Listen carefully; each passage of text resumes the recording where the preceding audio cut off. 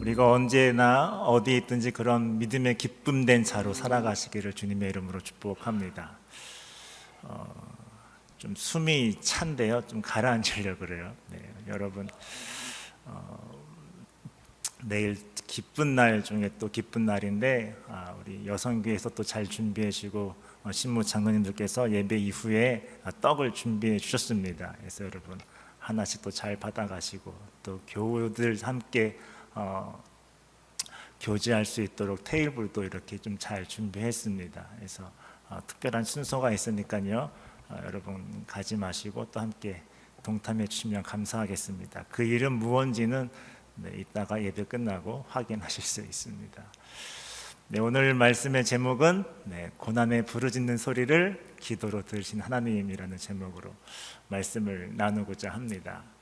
그 창세기 말씀을 우리가 읽으면서 지난주에 조기현 목사님께서 축복으로 이렇게 정리를 해주셨어요. 그러니까 땅에 충만하고 번성하는 것이 축복이잖아요. 또 그 다스리는 삶을 계속해서 우리에게 주셨습니다. 창세기 말씀을 읽으면서 참 힘들고 어려운 순간의 때가 뭐냐면 족보의 이야기인데, 이번에 족보의 이야기를 읽어나가면서 참 은혜가 됐어요. 정말 땅에 번성하고 아브라함에게 주신 그 약속의 그 말씀이 계속해서 이루어지고 있구나. 이분 그 이스마엘 자손이라 할지라도, 에손의 자손이라 할지라도 이 땅에 하나님의 형상이 계속해서 충만해지고 이게 확장되어지고 넓혀가는 그 현장이 자세히 기록되지는 않았지만 그 성경의 인물을 우리가 읽어나가면서 우리가 볼 수는 없지만 또 보이지 않지만 하나님의 세계는 어떻다? 확장되어 간다. 그 축복의 역사가 계속해서 흘러간다라는 사실을 알게 되었습니다. 그런 은혜가 있었어요. 그러면 그 창세기의 축복이 출애굽에서 어떻게 이어질까 궁금해졌습니다. 오늘 우리가 읽지 않았지만 1장 7절에 보면은 이렇게 말씀하고 있어요. 이스라엘 자손은 자녀를 어떻게 해요? 많이 낳고 어떻게 번성하였다. 그 수가 어떻게 했다고요? 불어나고 세력도 커졌으면 마침내 그 땅이 어떻게 했다? 가득 퍼졌다. 어디서 퍼졌어요? 이집트 땅에서조차도. 태양의 신을 섬기고 수많은 신들이 그 땅 안에 있지만 이제는 뭐요? 하나님의 형상을 닮은 인간이, 이스라엘 백성이, 우리가 그 땅에서 영적으로 씨름하고 있고 그 축복이 계속해서 어떻다? 확정되어 가고 있다. 근데 그 축복의 결과가 무엇이냐가 중요한 것 같아요. 하나님은 그 축복을 어디로 이끄시냐. 고센 땅이라는 그런 축복을 주셨는데 계속해서 거기에 머물고 싶어하는 우리의 마음과 달리 하나님은 그 축복의 결과를 또 다른 모습으로 이끄시는 것을 오늘 우리 말씀을 통해서 알 수가 있습니다. 그 축복의 결과가 뭐예요? 이집트 사람들을 불안하게 하십니다. 두려움에 떨게 하세요. 이집트 사람들에 의해서 축복받은 사람은 위협의 대상이 됩니다. 안타깝지만 그 찰나 그 순간은 힘들어 보이지만, 그때는 하나님의 뜻을 잘 알지 못하겠지만 그렇게 하나님은 축복을 또 다른 도구의 기회로 삼으신다라는 거예요. 그래서 출애굽기 1장 12절 13절 이렇게 되어 있습니다. 그러나 그들은 억압을 받으면 받을수록 어떻다고? 그 축복은 늘어난다라는 거예요. 불어난다는 거예요. 자손이 번성한다고 말씀해 주고 있습니다. 번성한 만큼 이집트 사람들은 더 싫어하는 거예요. 더 혹독하게, 더 가혹하게 이스라엘 백성, 축복받은 사람들을 채찍질하고 거침없이 힘들게 합니다. 말씀을 묵상하면서 이스라엘 백성이 그러면 고통받는 이유가 무엇일까? 다시 한번 질문해 봤어요. 그게 무엇이겠어요? 하나님이 고통을 겪게 하시는 것은 우리가 잘못해서 그런 게 아니에요. 못나서가 아닙니다. 뭔가 계속해서 죄를 지었기 때문에 그런 게 아니에요. 고통받는 이유가 뭐예요? 하나님의 축복을 받았기 때문입니다. 요즘에 우리 한국 교회뿐만이 아니라 믿는 사람들을 손가락질하는 그 모습이 참 많이 있잖아요. 정말 많이 있습니다. 근데 세상이 우리를 손가락질하고 욕하는 게 뭘까? 축복받았기 때문이라고 저는 믿습니다. 하나님의 복이 가득 차면 그들은 두려워하는 대상이 되는 거예요. 왜냐? 진실된 사람은, 믿음의 사람 자신들에게 그것이 어쩌면 힘들어 보일 수 있는 그런 모습이 있기 때문입니다. 욥도 마찬가지죠. 욥이 고통받은 이유를 우리가 찾을 수 있을까요? 찾을 수 있다라면 하나님의 복을 많이 받았기 때문에, 하나님 앞에 의로운 자로 계속해서 서 나갔기 때문에. 말씀을 묵상하면서 저에게 부끄러운 모습을 좀 발견하게 됐습니다. 그것이 무엇이냐면, 고통 앞에서 저는요, 하나님의 축복을 단 한 번도 떠올리지 않았어요. 고난 가운데 가려진 하나님의 축복을 단 한 번도 저는 기억할 수가 없었습니다. 왜냐? 그 현실을 하나님 빨리 지나가게 해주세요. 아니면 사라지게 해주세요. 어려운 상황을 그냥 마냥 급급해서 벗어나려고만 했지, 하나님의 복을 붙잡는 그 신앙은 제게 없었다라는 것을 깨닫게 하셨습니다. 하나님은 마냥 침묵해 보이셔서 힘 없는 분으로, 내가 뭘 더 잘못했나? 하나님의 원대한 복을 한 번도 생각하지 않았다라는 그 신앙이, 그 믿음이 정말 부끄럽습니다. 때로는 하나님을 원망하는 그 모습마저도 저를 회개하는 그런 말씀으로 이렇게 인도하시는 것이었어요. 하나님은 계속해서 자신의 백성을 어떻게 번성해 주십니다. 우리가 힘들고 어려울지라도 우리를 어떻게 했다고요? 축복해 주시는 분이 누구시다? 하나님이시다. 그래서 그 자체가 얼마나 큰 축복인지, 지금 이스라엘 백성이 이집트에서 계속해서 번성하고 땅에 충만한 것이 하나님의 축복이라는 것을 그들은 깨달았을까? 내 단 한 사람만 그것을 깨닫는 사람이 있다라면 하나님은 그 사람을 통해서 삶을, 어려운 환경을 변해시켜 나갈 줄 믿습니다. 중요한 것은 뭐예요? 고통으로 인해서 하나님의 축복은 사라지지 않는다. 안개에 가려져 있다 할지라도, 보이지 않는다 할지라도 사라지는 것이 아니에요. 없어지는 것이 아닙니다. 우리가 발견하지 못할 뿐이지 그 축복은 어떻게 점점점 축복은 넓혀져 간다. 그래서 그 축복은 우리를 더 고통 가운데 이끌어 나가는 것을 볼 수가 있습니다. 마침내 상상하지도 못했던, 생각하지도 못했던 명령이 그래도 힘든데 더 힘들게 하는 말씀이 다가오죠. 갓 태어난 히브리 남자아이는 모두 강물에 던지고 여자아이만 어떻게 해라? 살려두어라. 누가 이런 명령을 상상이나 했겠습니까? 근데 중요한 건 고통받는 이스라엘 백성이 하나님께 기도한 내용이 무엇일까? 하나님 왜 이 고통을 거두어주지 않으시나요? 하나님 제발 이 고통을 거두어 주세요. 할 수만 있으면 제 생명과 바꿔서 이 사랑하는 아이를, 사랑스러운 아이를 하나님 건져 주세요. 이런 기도가 끊이지 않았겠죠. 그렇게 고난받는 사람 중에 한 사람을 오늘 말씀은 소개합니다. 우리가 잘 아는 인물이죠. 모세의 어머니 요게벳입니다. 사랑스러운 아이를 낳는다는 거 참 축복이잖아요. 기쁜 일입니다. 순간순간 저에게 지나가는 이제 그런 때에 어느 한 권사님이, 어느 한 장로님이 저를 붙잡고 보여주는 게 있어요. 그게 뭐예요? 이쁜 손주, 손녀잖아요. 제가 봐도 이쁜데 여러분들은 얼마나 더 이쁘겠어요.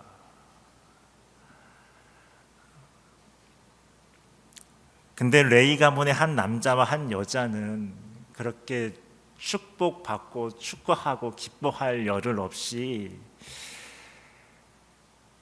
근심하게 됩니다. 기도하게 되고요, 절규하게 됩니다. 살릴 수 있는 방법을 다 동원했을 거예요. 누구보다 이 아이의 생명을 살려달라고 부르짖었을 겁니다. 어떤 사람은 그런 절규와 부르짖는 소리에 아무 응답하지는 하나님을 원망하면서 하나님과 등지는 사람도 있었을 것이다 라고 생각이 돼요. 얼마나 아팠으면 그랬을까. 그래도 석 달 동안 잘생긴 아이라고 말씀하고 있죠.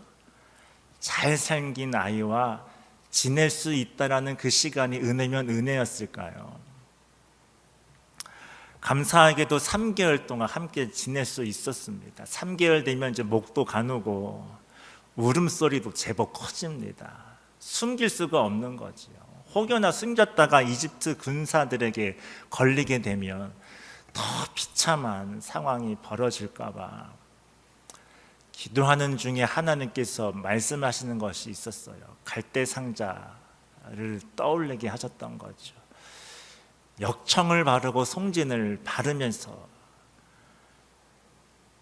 믿음의 어머니가 기도한 내용은 무엇일까요?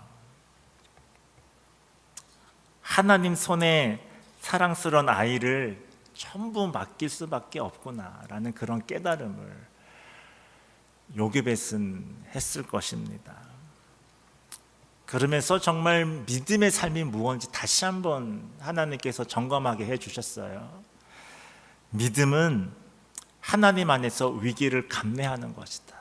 뭐라고요? 위기는 하나님 안에서 위기를 감내하는 것이다. 부딪히는 것이다. 위기의 상황을 돌아가는 게 아니라는 거예요. 다른 옵션을 준비하는 삶이 아닙니다. 하나님 안에서 우리의 모든 삶을 온전히 내어놓는 것이다. 그러니까 세상의 불안함에서 하나님의 세계로 옮겨지는 과정에서 믿음의 삶은 이런 거예요. 세상의 아픔을 하소연하는 것이 아닙니다. 고통을 제공한 사람을 원망하는 게 믿음의 삶이 아닌 거예요. 환경을 탓하며 신세 한탄하는 것이 믿음의 삶이 아니잖아요. 우리의 삶의 모든 것 대신은 하나님을 붙잡는 것이 뭐다? 믿음의 삶이다. 그러니까 하나님의 복은, 하나님의 축복은 세상을 바라보는 시선에서 뭘로 옮겨지냐?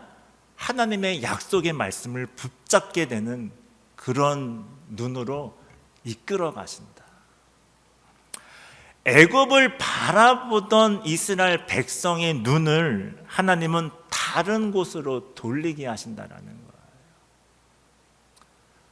아무도 모르면 한 사람을 깨닫게 하시고 그 한 사람을 통하여 아브라함과 이삭과 야곱에게 말씀하셨던 그 약속의 말씀을 기억하게 하신다라는 거예요.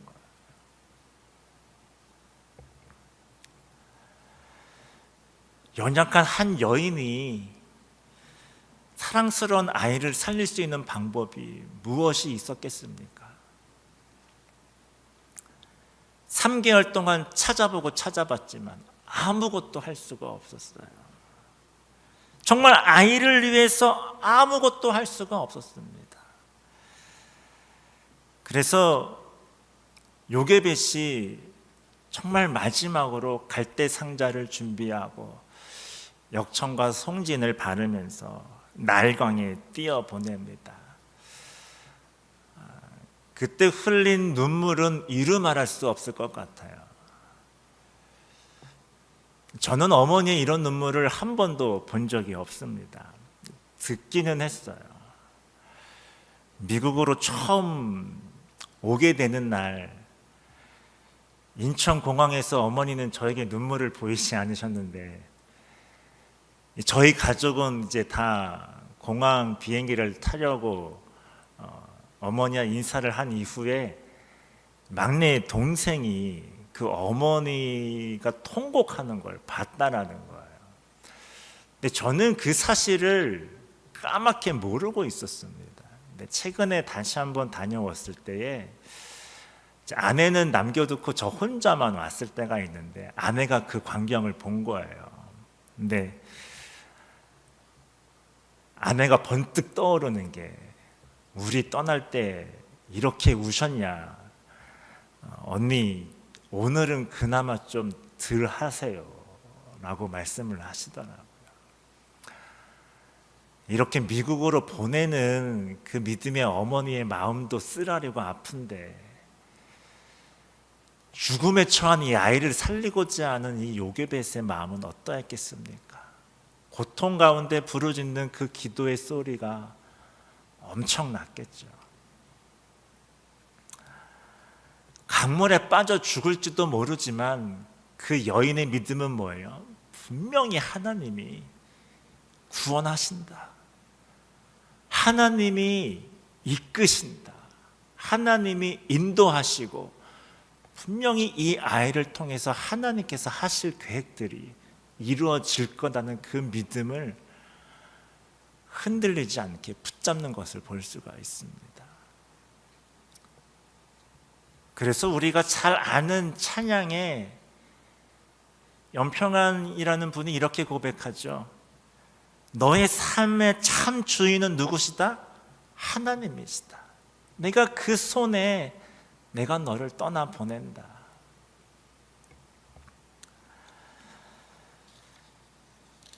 내 그 떠나 보내는 그 갈대 상자를 한번 떠올려 봤을 것 같아요.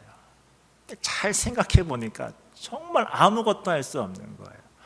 갈대 상자 안에 방향을 움직일 수 있는 키가 있습니까? 속도를 제어할 수 있는 장치가 있습니까? 물에 떠 있지만 어디에 멈출지 모르고 언제 이게 끝날지 모르고 하염없이 물이 흘러가는 대로 떠내려갈 수밖에 없는 거예요. 똑같은 상황이지만요, 하나님이 이끄시는 이 갈대 상자는 어느 것보다 안전합니다. 어느 것보다 평안한 곳이에요. 근데 그곳을 믿느냐 믿지 않느냐, 단지 우리가 할 수 있는 것은 하나님이 일하실 것이라는 그 믿음을 가지고, 그 소망을 가지고 뭐예요? 바라보는 거예요. 야, 갈대 상자를 바라보는 것 자체가 믿음이구나. 혹여나 갈대 상자 안에 아이를 닮았을 때에 이 모든 것이 믿어지지 않으면 어느 누가 갈대 상자에 아이를 담겠습니까? 믿지 못하면 절대 담을 수가 없는 거예요. 금방 떠내려가다가 죽을 것 같은데 라는 두려움에 휩싸이면 절대 갈대 상자에 놓을 수가 없는 겁니다. 갈대 상자 안이나 바깥이나 우리가 할 수 있는 것은 믿음으로 하나님이 일하시는 것을 뭐다? 바라보는 것이다.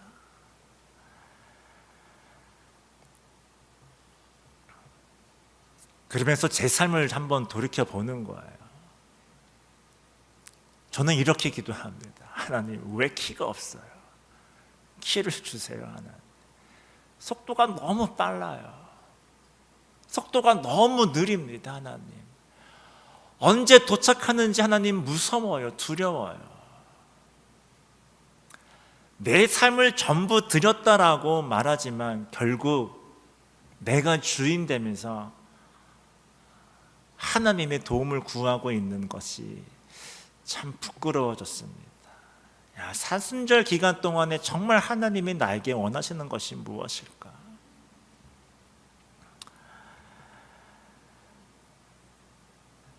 요기벳의 신앙은 무엇일까? 그렇게 떠나보내면서 하나님을 전적으로 신뢰하는 것, 아픔을 견디는 것이었습니다. 신뢰하고 의지했던 하나님께 그 아이를 어떻게 해요? 떠나보내는 것이었어요. 왜냐? 거기서 하나님의 은혜를 바라볼 수 있는 그런 믿음이 있기 때문에, 그 누구보다 너가 안전하기 때문에.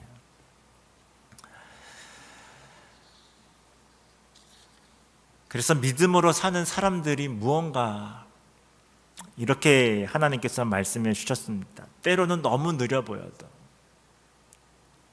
무심해 보이고 약속해 보이는 그런 날들이 다가온다 할지라도 우리는 뭐하지 않는다? 실망하지 않는다. 일이 잘 풀린다고 교만하지 않고요, 또 반대로 일이 안 풀린다 하더라도 낙심하지 않습니다. 왜냐하면 고난 중에 부르짖는 소리를 하나님은 기도로 들으시는 분이시기 때문에. 어떤 분이라고요? 고난을 부르짖는 소리를 기도로 듣는 분이시기 때문에. 출애굽기 2장 24절에 이렇게 말씀하십니다. 하나님이 그들이 탄식하는 소리를 어떻게 들으시고 아브람과 이삭과 야곱에게 세우신 언약을 기억하시고 이스라엘 자손의 종살이를 보시고 그들의 처지를 생각하셨다라는 거예요. 침묵해 보이시는 것처럼 느껴졌지만 고통 속에 하나님의 축복이 사라진 것으로 생각했을지 모르겠지만 하나님은 여전히 들으시고 기억하시고 보시고 생각하셨다라는 거예요. 돌보셨다라는 겁니다. 마치 부엘사바에서 하갈의 그 부르짖는 그 소리를 들으시고 이스마엘의 울음소리를 들으시고 그들에게 축복해 주시잖아요. 아이가 죽어가는 꼴을 참아 볼 수가 없구나. 그 여인이 부엘사바 그 광야에 살 수 있는 것은 아이 쪽을 향하여 눈물 흘리며 아픔을 호소하는 것밖에 없었습니다. 그런데 하나님은요, 그 탄식하고 부르짖는 소리를 기도로 들으시고요, 하갈의 눈을 밝히신 다음에 하갈이 샘을 발견하게 되고요, 그 샘에 물을 떠다가 이스마엘에게 주고 하나님이 이스마엘에게 이렇게 축복하십니다. 내가 그 아이와 함께 하겠다. 하나님은 탄식하시는 소리를 뭘로 들으신다고요? 기도로 들으시는 분이시다. 우리의 호흡 한순간을 놓지 않는 분이시다. 그래서 다윗은 이렇게 고백합니다. 하나님은 우리가 계속해서 하나님을 거역할지라도 대적하는 원수의 손에서 우리를 구원해 주시는 분이시다. 상황과 환경에 따라 변하시는 분이 아니라 신실한 약속을 지키시는 분이시다라고 다윗은 고백합니다. 그래서 하나님의 구원하심에는 얄팍함이 없다라는 거예요. 변덕스럽지 않고 정말 헤아릴 수 없는 깊은 사랑이 하나님의 구원에 있다.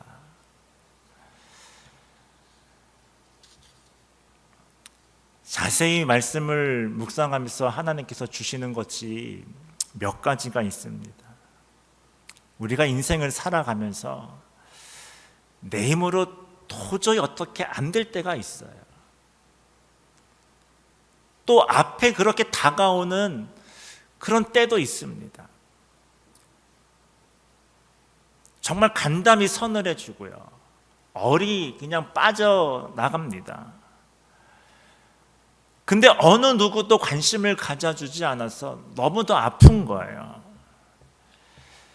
지금까지 내가 경험한 것들, 내가 의지했던 지식, 모든 것이 쓸모없게 될 때 넋이 나가잖아요. 하늘만 바라보면서 그냥 눈물이 주룩주룩 흘릴 때가 있습니다. 어느 누구도 그 고통과 그 절망을 막을 수 없는 상황에서 우리가 할 수 있는 것은 뭔가? 저는 하나님의 일하심을 바라보는 그 믿음이 정말 중요하다. 그래서 우리가 잘 아는 찬송가 있죠. 세상에 믿던 모든 것 끊어질 그날 되어도 구주의 언약 믿사와 내 소망 더욱 크리다. 주 나의 반석이시니 내가 어디에 선다고요? 그 위에 선다.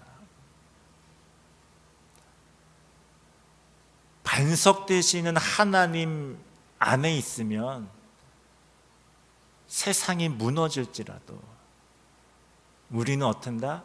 반드시 쓴다. 그래서 믿음 안에서 고난에 부르짖는 소리를 기도로 들으시는 그런 하나님의 그 믿음 안에서 문제가 어려운 게 아니구나라는 사실을 깨닫게 하셨습니다. 문제가 어려운 게 아니에요. 아무리 급해도 하나님의 인도하심을 찾는 게 어려운 거지. 아무리 옳아 보여도 하나님의 이끄심을 우리가 구하는 게 어려운 것. 사도 바울도 그랬잖아요. 이거는 정말 하나님의 뜻이야. 아시아로 가는 것이 맞는 거야. 하나님의 복음을 전하는 것이 하나님 안에서 틀린 게 없잖아요. 근데 하나님은 사도 바울이 당연히 아시아로 가야지라고 생각을 뭘로 바꾸셨어요? 유럽으로 가야지. 아무리 우리가 옳게 여기는 것이 있다 할지라도 하나님 안에서 우리가 뭐예요? 질문해 봐야 돼요. 하나님 정말 이것이 옳은가요?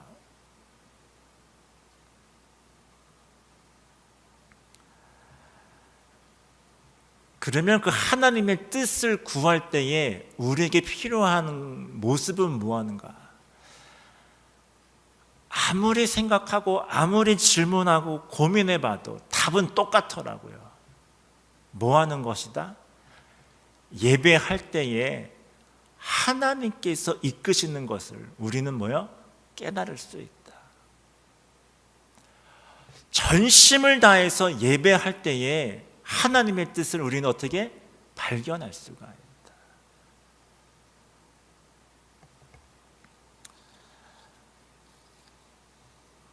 모든 길이 막혔을 때 우리가 가장 먼저 하는 것이 뭐예요? 하나님을 찾는 거잖아요. 하나님을 찾는 것에 나의 모습이 어디에 있나? 예배할 때 있구나. 우리 아이들에게 그런 상황이 반복된다라면 아버지의 모습을 통하여 어머니의 모습을 통하여 그들이 마지막이 아닌 가장 중요하게 여길 수 있는 그런 교훈을 뭘로 내가 보여줄 수 있을까? 무엇으로 가르쳐 줄 수 있을까? 말이 아니라 예배하는 삶을 통해서 아이들이 하나님은 여전히 어디에 있든지 무엇을 하든지 항상 우리를 구원해 주시는 분. 이 세상 모든 것이 다 사라진다 할지라도 피할 길을 반드시 열어주시는 분, 그 하나님을 찾을 수 있는 길은 예배하는 삶이다.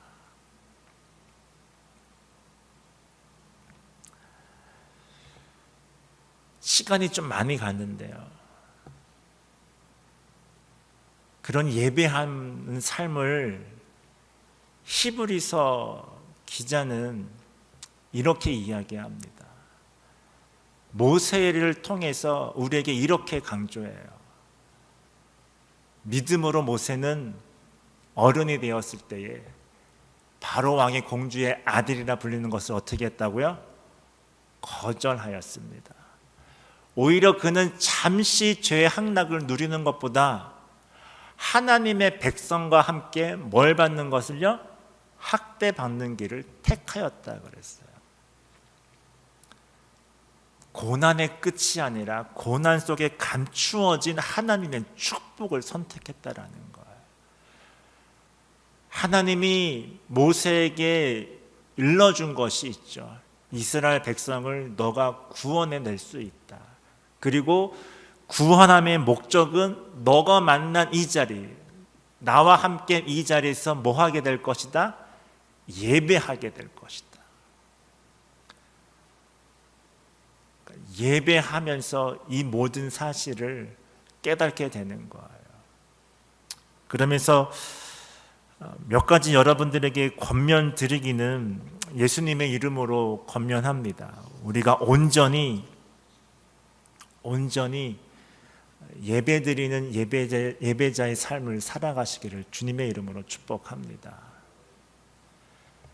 주일 성소를 그 무엇보다 우리가 중요하게 여길 때에 하나님은 우리를 어떠신다?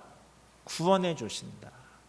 이끄시고 보살펴 주시고 우리의 모든 삶을 인도하신다. 히브리서 기자는 우리에게 두 가지를 말씀해 주고 있어요. 뭐해라? 거절해야 될 것이다. 때로는 그 거절이 아픔일 수도 있어요. 그 거절이 우리의 마음에 힘듦을 줄 수도 있습니다. 하지만 그것을 어떻게 해라? 거절해라. 두 번째는 뭐해라? 하나님의 길을 선택해라.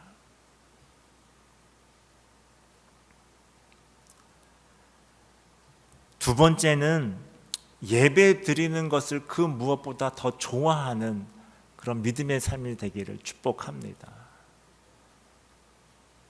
그리고 세 번째는 사랑하는 성도들과 예배 이후에 교제하십시오. 함께 말씀을 나누고 함께 믿음을 나누고 함께 고난을 나누고 함께 하나님이 이끄시는 그 일하심을 기대하는 그런 삶을 나누시기를 축복합니다. 그리고 마지막으로 말씀 묵상에 우리가 전심을 다하는 그런 믿음의 성도가 되기를 소망합니다.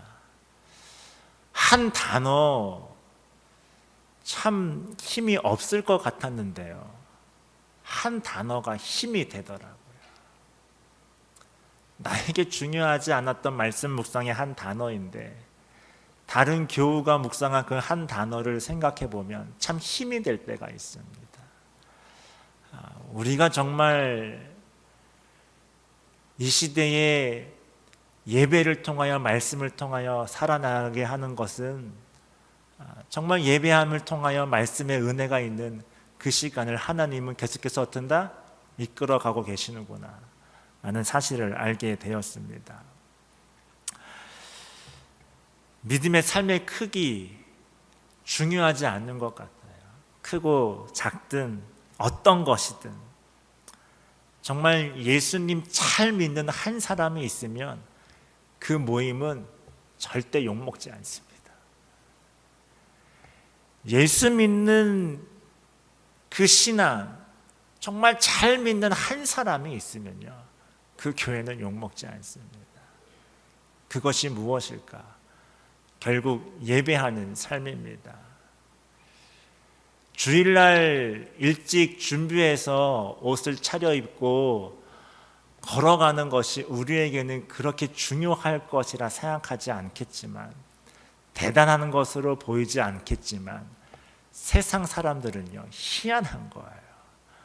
쉬지 좀 편안하게 지내면 될 텐데 차려입고 마음을 다하고 뜻을 다하고 힘을 다하여 거기에 뭐도 준비해요? 헌금도 준비하잖아요. 그렇게 해서 주일날 예배 드리는 것은 세상 사람들에게 하찮은 것으로 보일지 모르겠지만 그들이 그렇게 손가락질하고 비방하는 것은 두려워하기 때문입니다. 그런 믿음의 삶이 우리의 모든 가족 안에 충만해지기를 소망합니다. 그런 주일 예배가 우리의 가정에 바로 세워지고 우리의 자녀들에게까지 이어지기를 주님의 이름으로 축복합니다. 함께 기도하겠습니다. 하나님, 우리의 삶에 고난을 부르짖는 소리를 기도로 들으시는 하나님을 우리가 많이 발견합니다. 그런 믿음 흔들리지 않게 하시고 그런 신앙을 주님 축복하여 주시옵소서. 예수님의 이름으로 기도합니다. 아멘.